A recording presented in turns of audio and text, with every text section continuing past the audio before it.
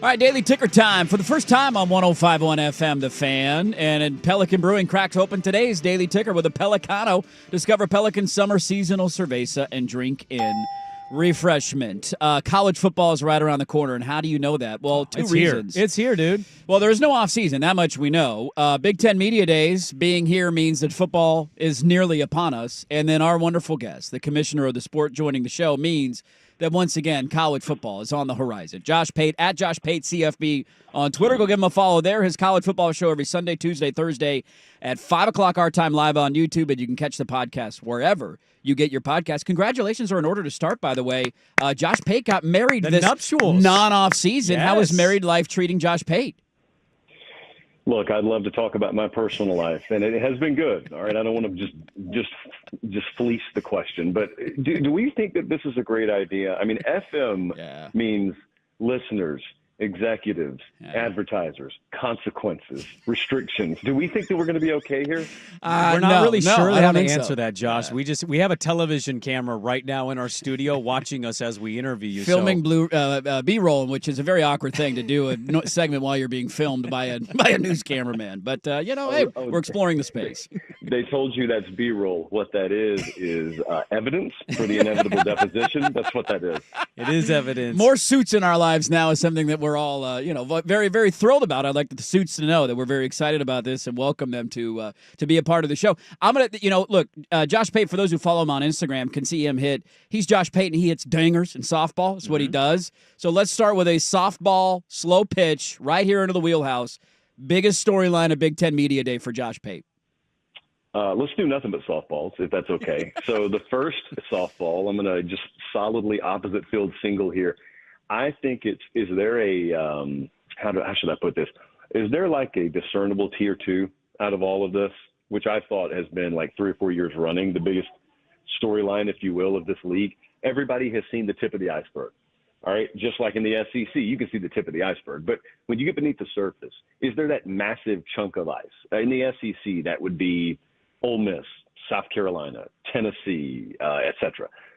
Last year, and for the last several years, Nebraska, Iowa, Michigan State, those sorts of teams really have not held up their end of the deal. Wisconsin is in that group. They haven't held up their end of the deal. Now, it hasn't hurt the Big Ten because they've won a couple of national titles, but what I'm thinking about is not can you win a national title. What I'm thinking about is when you turn on any given Saturday's TV slate, are you like 4 deep on games I feel like I've just got to watch, and the general public feels like they just got to watch?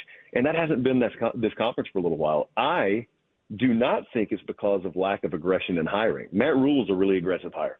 Luke Fickell was a really aggressive hire. Jonathan Smith was a really aggressive hire. So it's not because they haven't tried. It takes a little while. And so that, I think, would be my biggest storyline. Not to pivot away from Big Ten Media Day, because we're going to get back into that. You're there. You're covering it. You do an exceptional job. I got to ask you, though, we talked about this earlier on the show.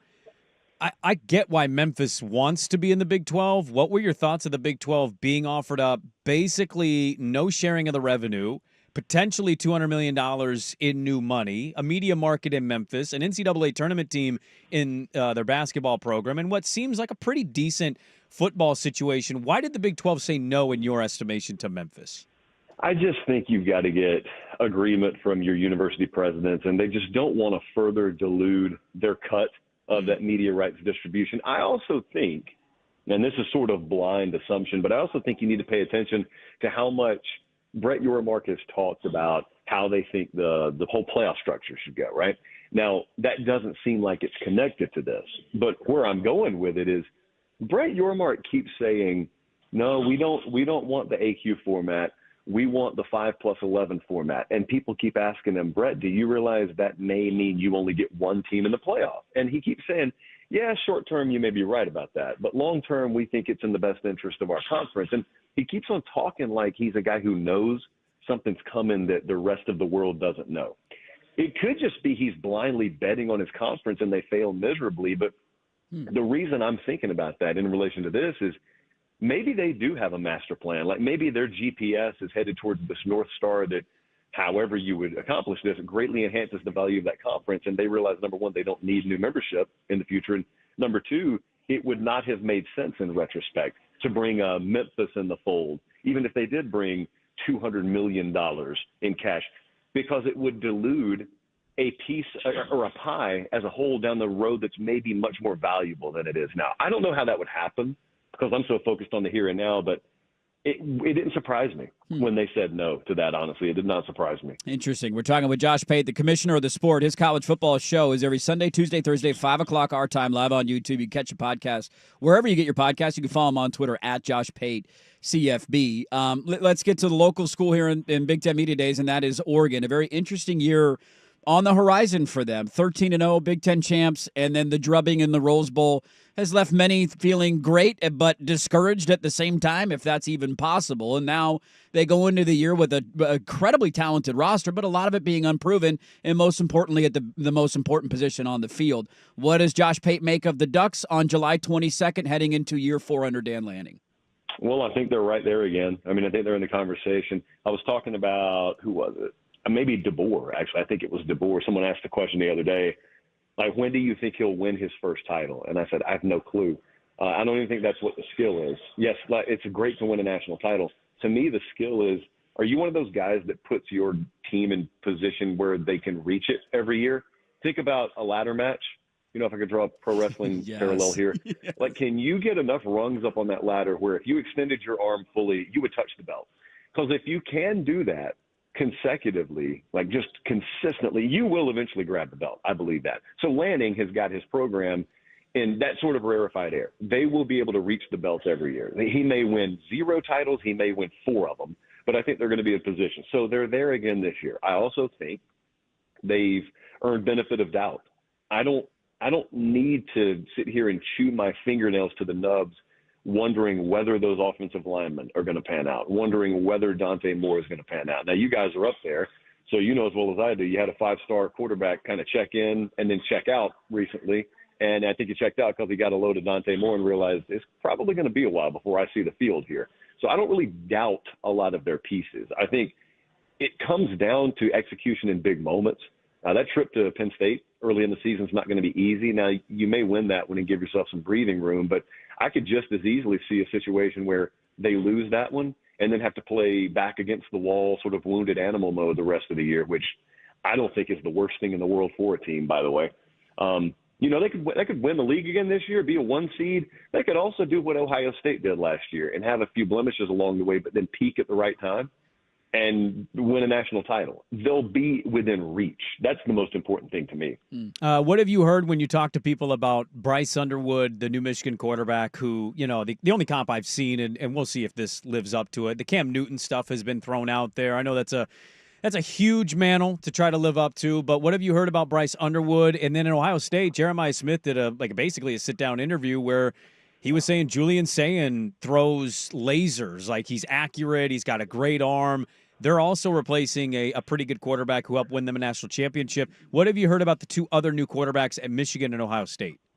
You're going to hear all the right things. I don't remember the last time I really heard bad feedback about a projected starter in spring and summer. It's just not – those formats are not conducive to really exposing flaws. If they did expose flaws, it's not in their best interest to let you know. Now, I have gone to some of these places and watched these guys in person. I mean, they certainly passed the eye test. Sayin's got an extremely quick whip kind of release. So yeah, you're going to hear that kind of feedback. It's again, same thing we were talking about with Oregon. Like if I put Bryce Underwood on the road against Brent Venables at night in Norman, Oklahoma in week 2, do I feel like that's the kind of transcendent talent that just that experience doesn't really matter? He'll just take over the moment. I always have to see that to believe it. It happens, like you said, with Cam. It happens like once every 15 years or so. Okay, if it does happen, then I'll just say I was wrong. But I still think there's a lot to play in this position other than just, man, you got the tools. So Sayin's different because he's not a first-year guy. He's not a true freshman. He's a first-year starter. There's a lot of that around college football this year. A lot of first-time starters that are not first-year players. And I think that's really important because of how valuable immersion is into a program, into a culture, into an offense, into a way of doing things. Everything's not new. Everything's still new for Bryce Underwood. So if he takes the thing by storm, that's great. I always want to be proven wrong by someone succeeding in doing that instead of predicting it happens and someone fails to do it, because then you just look like an idiot. We're not in the market of doing that. Josh Pate is our guest, commissioner of the sport. His show every Sunday, Tuesday, Thursday on YouTube, 5 o'clock our time. Josh Pate's College Football Show. Catch the podcast wherever you get your podcasts, at Josh Pate CFB on Twitter. You kind of led into something there that I wanted to ask you about, because I know you've touched on this in your non-off season. And you had a great listener question. I can't remember if it was last week, but it was basically about the powers that be in the sport having major question marks at the most important position. Like, Oregon's not alone there. We're talking Sayin at Ohio State, unproven. Arch at Texas, we can feel how we want, but we've only seen a small sample size of him. Alabama, Georgia with Stockton, Oregon is obviously in this camp. And it leads to the question of, is this the most open the sport has felt going into the year for you in quite some time? Yeah. I mean, unequivocally, yes. You know, I don't believe in the phrase, and it's not even close, but I would say yes, and that's not even close. Who's the team to beat in the country? Yeah. I just came from SEC Media Days last week. I kept asking who's the team to beat in this league, and it's kind of rhetorical. The answer is there isn't one. But that's the same answer I would give nationally. Who's the team to beat? I would almost love for this to be a debate class, because it's one of those fun situations, if you're good at debate, where you can give your opponent first choice. Like, you can take whoever you want to. I would be capable of picking holes in every one of them.